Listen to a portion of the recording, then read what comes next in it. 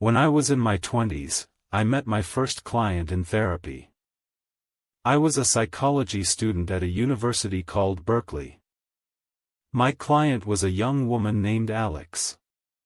She was 26. She came into my office wearing jeans and a big, loose shirt. She sat down on the couch, took off her shoes, and said she wanted to talk about boy problems.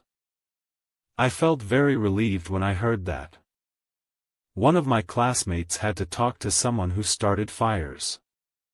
Compared to that, boy problems felt easier. But I soon realized I didn't really help her. She told funny stories, and I just listened and nodded. She used to say, 30 is the new 20. And I believed her. I thought she had time. People these days marry later, have kids later, and even die later. So I thought her 20s didn't matter much. But my supervisor disagreed. He told me to talk to her more seriously about her relationships. I said, but she's just dating. It's not like she'll marry that guy. Then he said something I never forgot. He said, maybe not, but she might marry the next one. The best time to work on your marriage is before you have one. That moment changed how I thought about everything. I realized that 30 is not the new 20. Alex's 20s were not just free time. They were actually the most important years of her adult life. But we were wasting them by not taking them seriously. And this wasn't just about Alex. This was true for millions of young adults. Right now, there are 50 million people in their 20s in the United States. That's about 15% of the population. And if you think about it, everyone must go through their 20s. So these years are important for everyone. I focus on helping people in their 20s. Because I believe this is the time they can shape their future. This is not just my opinion, this is based on research. Studies show that 80% of life's biggest decisions happen before age 35. That includes decisions about work, love, health, and personal goals. The first 10 years of your career will affect how much you earn for the rest of your life. More than half of people meet their life partner by age 30.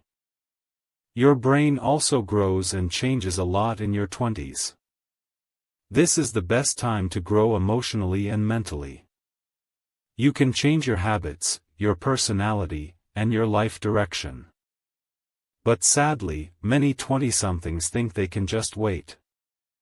The media calls them kidults or twixters, like they're still kids. But they are not. They are adults. And if we keep telling them their 20s don't matter, nothing will happen. They won't feel urgency, and they won't make important choices. And then, one day, they'll be 30, and they'll panic. They'll say, I have nothing to show for myself. They'll say, I'm not proud of my job or my relationships. They'll say, I feel like I just picked the closest person when it was time to settle down. So I want to help change this. Let me tell you about Emma. Emma was 25 when she came to see me. She said she was having an identity crisis. She wanted to work in art or entertainment, but wasn't sure. So she just waited tables for a few years. She lived with a boyfriend who was not supportive. Her life had always been hard. Sometimes she would cry in our meetings. But then she would say, you can't pick your family, but you can pick your friends. One day, Emma bought a new address book. She filled in all her contacts. But when she got to, in case of emergency, call, it was blank. She cried and said, who will take care of me if I get sick or hurt? I really wanted to say, I will. But I knew she didn't need a therapist who cared. She needed a better life. So I told her 3 things that I want to tell every person in their 20s. First, I said, forget about your identity crisis. Build identity capital. Do things that help you grow. Take a job, try an internship, learn something new. These experiences add value to who you are. Second, I said, the urban tribe is overrated. Being with close friends is nice, but it limits your world. Most new chances come from weak ties, friends of friends. That's how Emma found a job. She called a distant contact who helped her get a job at a museum. That job helped her leave her boyfriend. Now she is married to a kind man, and she loves her job. She sent me a card that said, now the emergency contact space isn't big enough. That's the power of the 20s. One small step can change your whole future. So here's what I want you to remember. 30 is not the new 20. Use your 20s wisely.